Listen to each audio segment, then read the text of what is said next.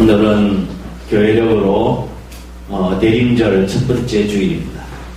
대림절이라고 하는 것은 예수님의 재림을 기다리는 절기예요. 색이 초록색에서 이제 보라색으로 바뀌었습니다. 이것은 어미와 위엄과 이런 또 참회 이런 것들을 상징하는 색깔들이에요. 대감절의 의미는 크게 세 가지가 있습니다.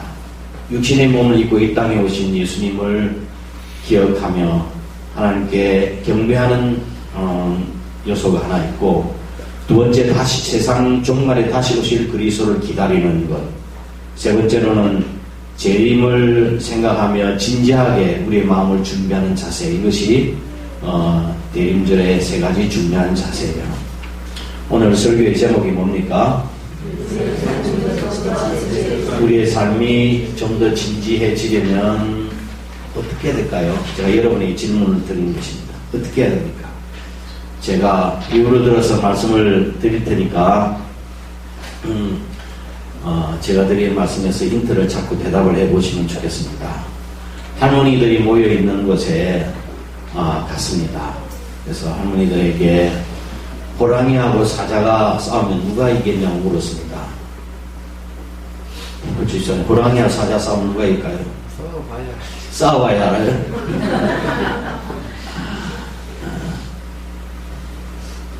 어떤 저 할머니는 호랑이가 이긴다고 했어요.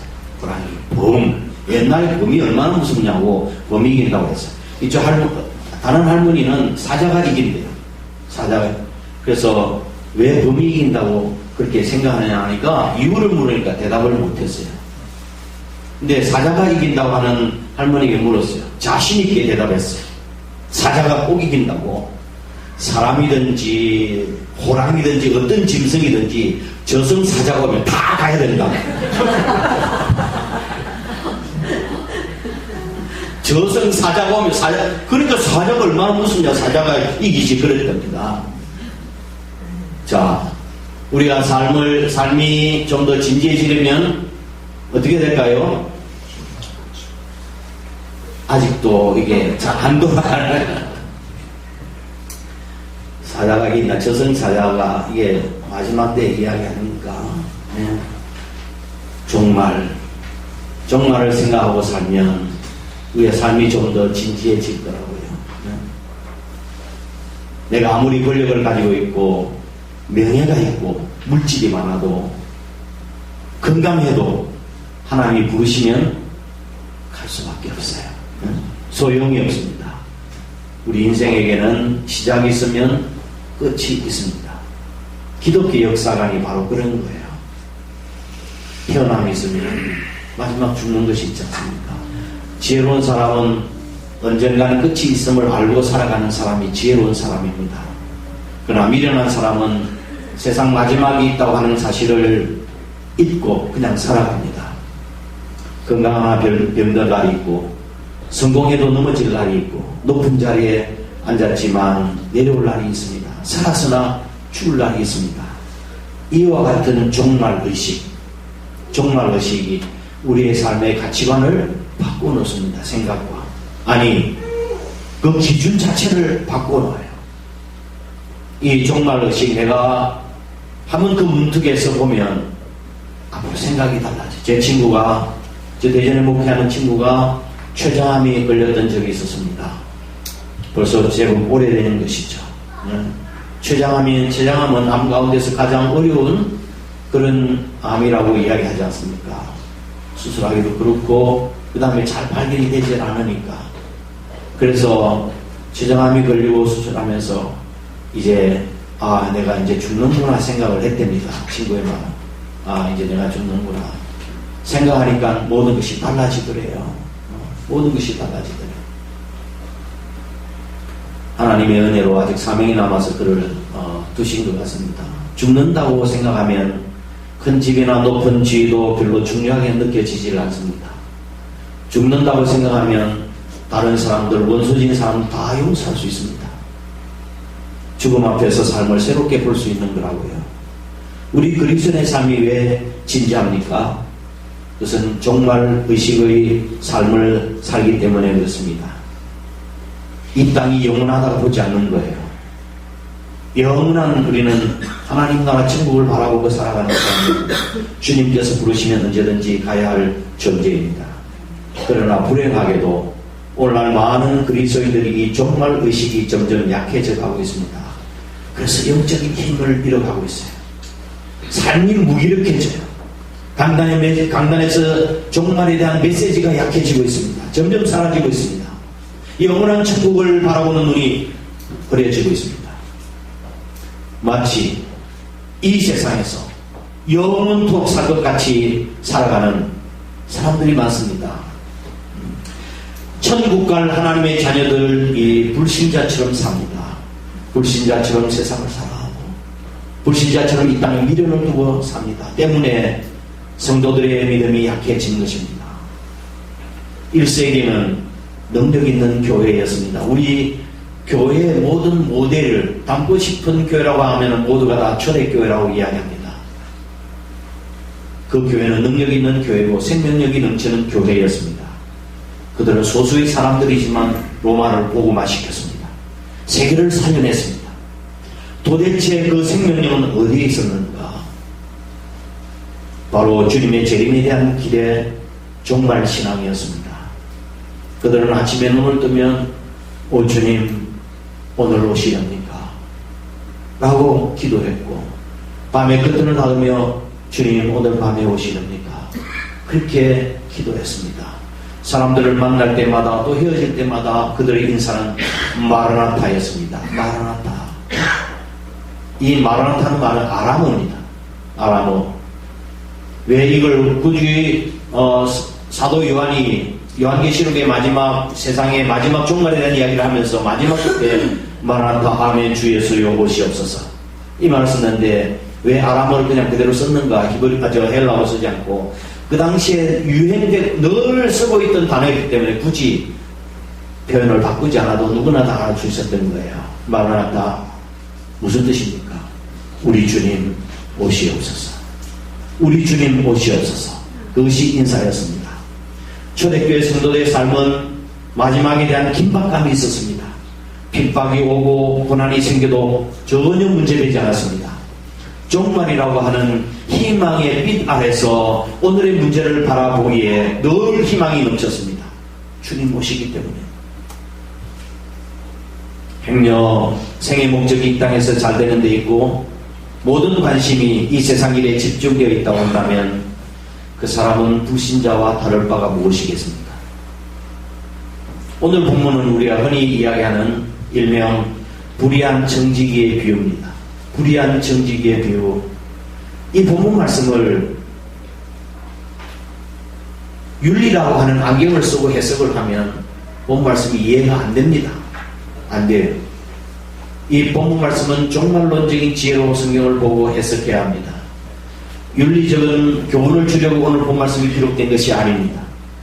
잘못된 행위, 이 불의한 정직의 잘못된 행위를 칭찬하려고 하신 것도 아니었습니다. 본문의 주제는 의로움이 아니라 지혜인 것입니다. 예수님께서 이 말씀을 하시면서 지혜를 배우라고 하는 것이죠. 불의한 정직을 배우라는 말이 아니에요. 지혜를 배우라는 말씀이었습니다.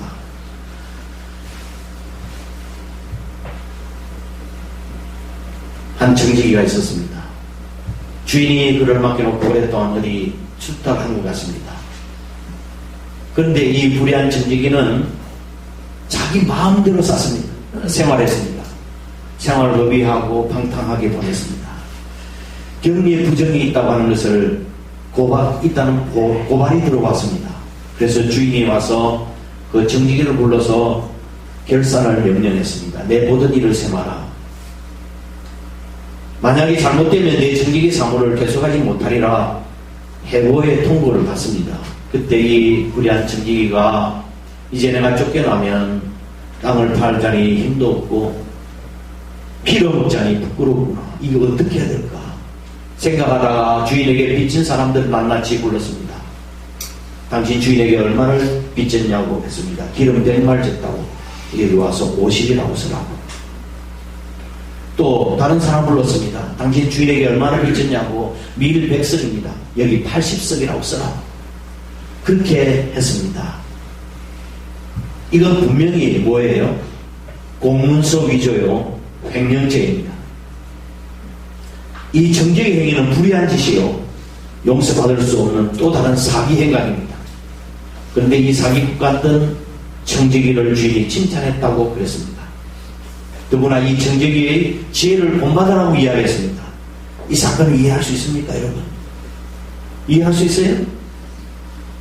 우리가 이 본 말씀을 쉽게 이해하지 못하는 이유는 본문을 물질적인 것으로만 생각하기 때문에 그렇습니다. 본문이 말씀하고 있는 본문의 초점은 청지기의 위조 행위나 사기극을 배우라고 하는 말씀이 아닙니다. 불의한 행동을 배우라고 하는 것이 아닙니다. 단지 종말을 준비한 지혜를 배우라고 하는 것입니다. 그래서 오늘 본 말씀의 핵심은 8절 말씀입니다. 8절 한번 읽어보겠습니다. 시작. 주인이 옳지 않은 청지기가 이를 지혜롭게 하였으므로 칭찬하였으니 이 시대의 아들들이 자기 시대에 있어서는 빛의 아들들보다 더 지혜로우니라. 아멘. 이 세상 사람들과 빛의 아들들을 비교해서 설명을 하고 있는 것입니다. 이 세상의 어둠의 세상의 아들들은 뭐예요? 자기 미래를 위해서 준비한다는 거예요. 오늘 이야기하면 내가 은퇴 후에 무엇을 준비하고 이렇게 하고 저축을 하고 집을 사고 막 준비하는 것을 말합니다. 미래를 위해서 열심히 준비합니다. 이에 비해서 빛의 아들들은 어떻다고요?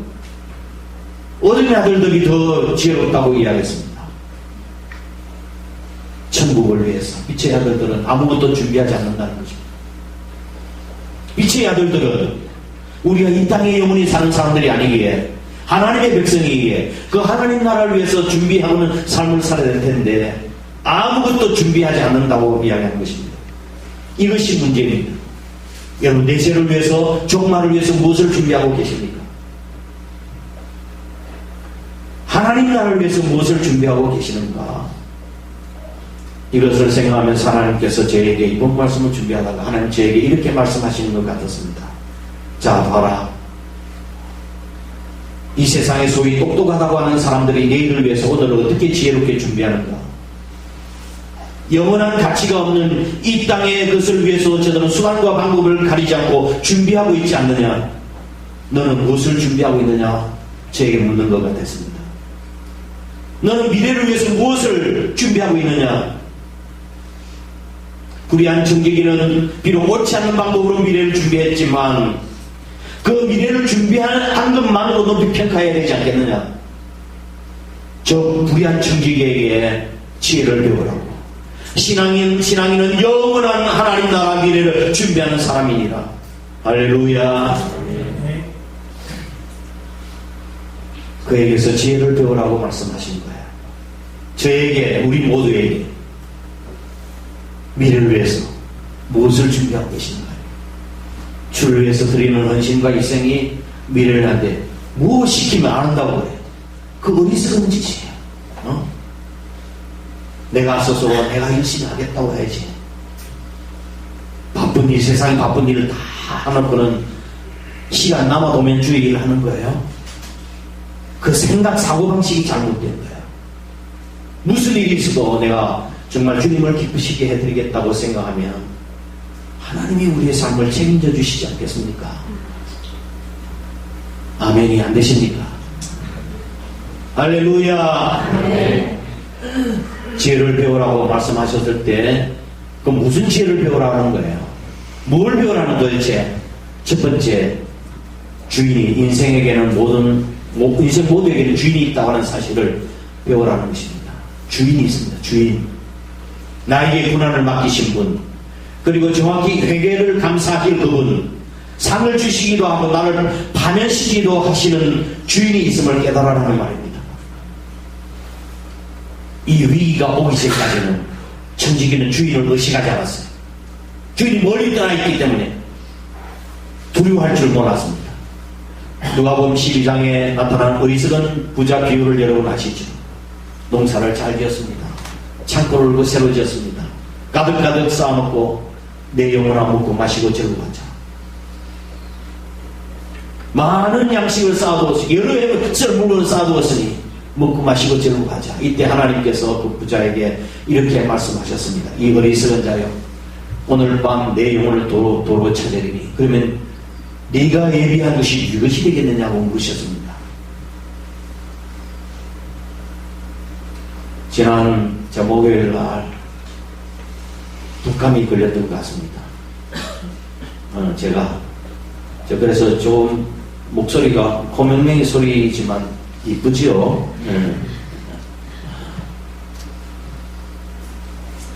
머리가 아프고 눈이 솔직하게 속된 말로 튀어나오는 것 같이 아팠어. 온몸에 땀이 나고 진땀이 나서. 그래서 감기가 걸리면 약을 먹으면 일주일, 안 먹으면 7일 걸린다고 했잖아요.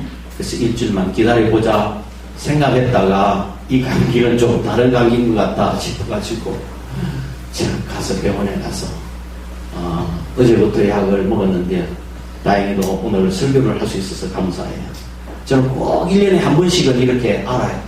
1년에 한 번씩은 알아요. 그러면서 나의 연약함을 깨닫게 하시고 하나님을 의지하게 하는 법을 배우게 하시는 것 같습니다. 내가 몸져 누워보니까 내 몸을 내 마음대로 할 수 없다는 것을 깨달았습니다. 마지막 사형 선고를 받고 나면 시간과 생명이 내 것이 아닌 것을 깨닫게 되어집니다. 좋은 재능을 받았으면 하나님이 주신 줄로 알고 하나님을 의식하고 살아야 합니다.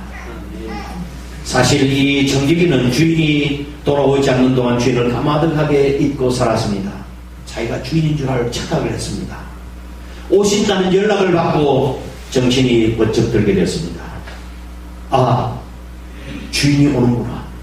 나에게도 주인이 있었구나 하는 사실을 깨닫게 되었습니다.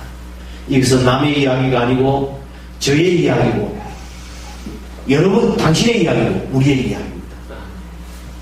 하나님은 우리의 하나님이십니다. 우리의 주인이십니다.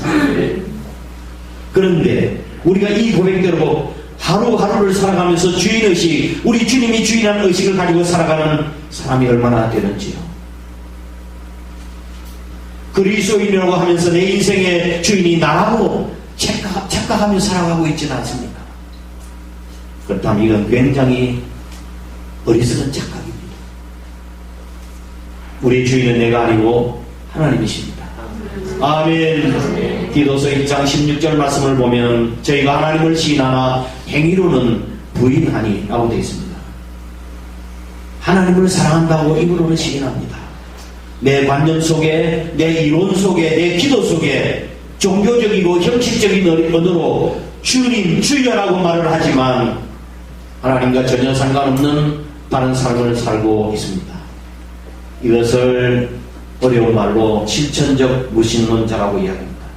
실천적 무신론자.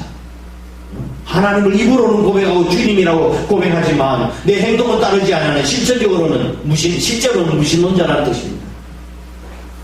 오늘 주신 이야기 속에 나타난 정직이는 아주 나쁜 사람입니다. 주인의 것을 자기 마음대로 썼을 뿐만 아니라 그 다음에 횡령죄도 짓고 사기죄를 지었습니다. 그러나 그는 뒤늦게나마 자기에게 주인이 있다는 사실을 발견했습니다. 그런데 오늘날 이 사실조차도 발견하지 못하고 사는 사람들이 얼마나 많습니까? 그래서 불의한 정직에 대해서 배우라고 하는 것이 그 잘했다고 하는 것이 아니라 이 말씀입니다. 우리에게도 주인이 있습니다. 믿으십니까? 이걸 배우라고 하는 것입니다. 두 번째, 배우라고 하는 무슨 불의한 정직에서 무엇을 배우라는 것입니까? 내가 누구인가를 알아라는 말입니다. 내가 누구인가를 배우라는 말입니다. 누굽니까? 나는 청직입니다. 청직이 홍청망청 낭비할 때는 자신이 주인인 줄 알았습니다. 나 주인으로부터 최고 통첩을 받고 보니 자기가 주인이 아니라 청직이라는 사실을 뒤늦게나마 깨달은 것입니다. 청지기는 관리권이 있을 뿐 소유권이 없습니다. 가진 것이 모두가 다 주인의 것입니다. 이 청지기는 주인의 소유권과 함께 주인의 회수권을 깨달은 것입니다. 주인은 언제 어디서든지 자신의 것을 회수할 수 있는 분이라는 사실을 알게 되었습니다. 모든 것은 주님의 것이고 주님으로부터 받을 것이고 주님이 회수할 수 있는 것. 작금의 사태도 마찬가지입니다. 대통령, 이 나라의 주인이 누굽니까? 대통령이 아닙니다. 이 나라의 주인은 국민입니다. 대통령에게 관리권을 주는 것입니다. 국민을 위해서 대표적으로 봉사하라고 주신 것입니다. 그런데 대통령은 자기 권력이 자기 자신에게 나온 줄 알고 마음대로 휘둘렀습니다. 독선적이고 자기 마음대로 한 것에 대한 국민들의 분노가 이번에 표출되고 있는 것입니다. 그래서 제 새삼 저는 미국의 가장 존경받는 대통령 에이브라함 링컨을 생각을 했습니다. 펜실베니아주 게티스버그에서 유명한 연설을 했습니다. 하나님의 가호하에 세워진 이 나라는 새로운 자유의 탄생을 볼 것입니다. That government of the people, by the people, for the people, shall not perish from the earth. 이 나라는 국민에 의한, 국민에 의한, 국민을 위한 이 나라는 절대로 멸망하지 않을 것입니다. 이 말은 민주주의가 무엇인가를 잘 설명해 주고 있고 또한 민주정치의 이념이 지금 되고 있는 것입니다. 역대상 29장 12절 부와 귀와 권세와 능력이 다 주의 것이라고 이야기했습니다. 부는 물질을 이야기합니다. 귀는 높은 신분을 이야기합니다. 권세는 세력을 이야기합니다. 능력은 힘을 이야기하는 것입니다. 이게 다 주의 것입니다. 관리를 잘하라고 맡기는 거예요. 그래서 주인 앞에 서서 네가 모든 일을 sem하라. 그럼 너는 해보다 이렇게 되는 거라고요. 여러분, 이 생명 누구부터 왔습니까? 누구로부터 왔습니까?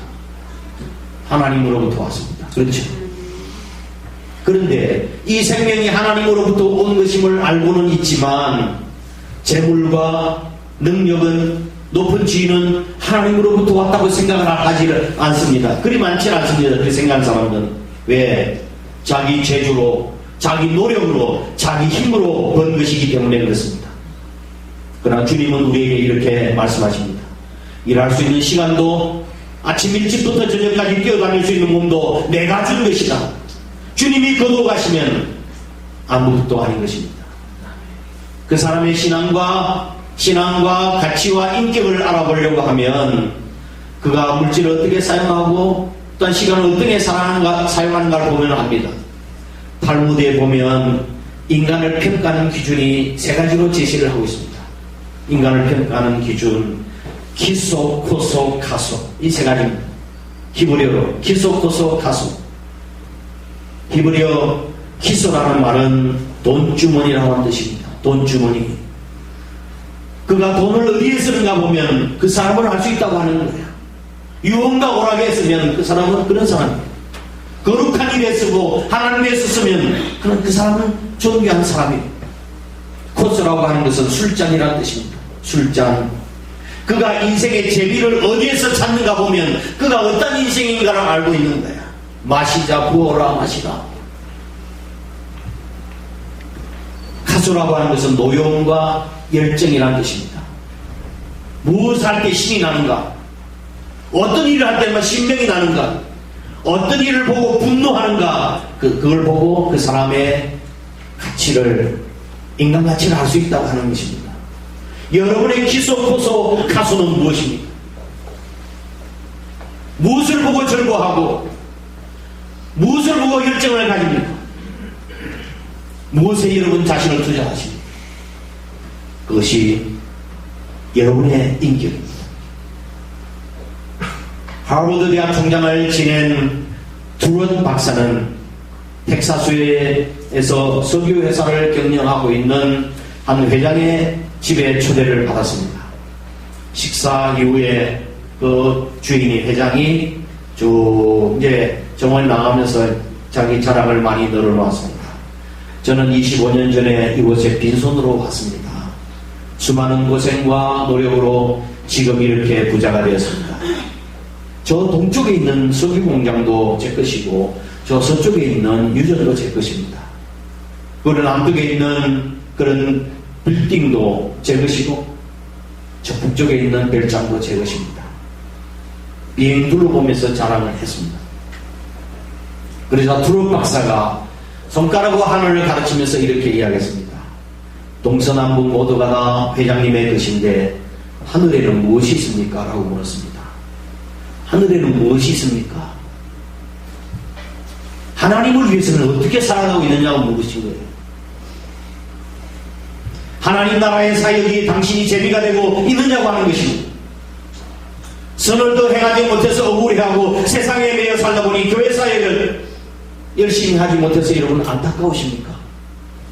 아니면 별로 관심이 없으십니까? 여러분 저 하늘에는 무엇을 쌓아두고 계십니까? 이 땅에서 복을 받아 부유하게 살던 사람이 하나님 나라에서는 빈손 얻던 거지처럼 살아야 한다면 책망받아야 될 마땅한 사람이죠. 당신은 청직일 뿐입니다. 불의한 청직에서 비유를 배우라. 세 번째 지혜는 뭡니까? 종말이 있다는 것을 배우라는 것입니다. 그게 세 번째 지혜입니다. 청지기는 샘해야 하는 시간이 왔습니다. 종말이 있음을 깨닫는 것입니다. 끝을 기억하고 살아셨으면 좋겠습니다. 주께로부터 받은 것을 바로 쓰지 못했을 때 그에는 반드시 심판이 있습니다. 결산할 때가 있습니다. 오늘 본 말씀을 보면 뭐라고 말씀하십니까? 2절 말씀 함께 읽겠습니다. 시작. 주인이 그를 불러 이르되 내가 내게 대하여 들은 이 말이 어찌 됩니까? 내가 모든 일을 세마라. 청지기 직무를 계속하지 못하라. 네 모든 일을 세마라. 내 청지기 사무를 계속하지 못하리라. 언젠가 한 번은 우리도 이 말씀을 들을 때가 있습니다. 네 모든 일을 세마라. 너 어떻게 살았느냐? 이 말을 들을 때가 있을 것입니다, 여러분. 본문의 청지기는 지금까지 낭비하는 인생을 살았지만 마지막 기회를 잘 이용해서 칭찬을 들었습니다. 시간이 갑니다. 세상도 갑니다. 언젠가는 나도 가고 너도 갑니다. 마지막을 알아야 합니다. 120년 전에 살았던 알프레드 노벨 아시지요? 다이너마이트를 제조한 다음에 당대의 일약 부자가 되어 거부가 되었습니다. 많은 사람들의 관심과 충망을 받았습니다. 그러던 어느 아침 눈을 뜨자마자 그 습관대로 조간신문을 펼쳐봤습니다. 깜짝 놀랄 기사가 실렸습니다. 세계 최초로 다이너마이트 폭탄을 만든 사람 제조업자 유명한 알프레드 노벨이 죽다. 이 기사를 읽은 그는 큰 충격을 받았습니다. 사실 집안 동생 노벨이 죽었는데 기자들이 혼돈해서 노벨이 죽은 것으로 보도를 했던 것입니다. 그러나 자신의 사망기사 앞에서 이 사람은 깊은 침묵과 말할 수 없는 도전을 갖기 시작했습니다. 내가 이 폭탄을 만들어서 물론 처음에는 좋은 일 건설 사업에 하려고 했지만 얼마나 많은 사람들이 그 폭탄을 죽었습니까? 사람을 죽일 수 있는 폭탄을 만들어서 재능을 듣고 명성을 얻었지만 결국 내 인생의 마지막은 이렇게 끝나고 마는 것이구나. 많은 사람들 죽음에 이르게 한 폭탄을 만든 제조업자가 드디어 죽다. 이야, 이 말이 신문에 폭탄을 만든 제조업자가 죽었다. 이 기사를 보고 신문을 간결하게 찢어버렸습니다. 새로운 삶을 살겠다고 결심을 했습니다. 그래서 하나님과 사람들을 위해서 자기 자신의 모든 재산을 쓰기로 결단을 했습니다. 그래서 재산을 다 들여서 그 유명한 노벨상을 늘게 된 것입니다. 그것이 유래입니다. 마지막 때에 하나님이 평가하시는데 어떻게 평가를 받을 것인가를 생각하고 지혜를 얻으라고 하는 말씀입니다. 마지막 한 가지 더 있습니다.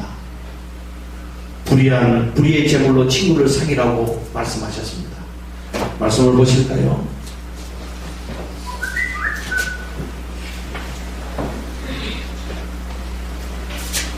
오늘 16장 말씀 9절 말씀부터 보겠습니다. 시작.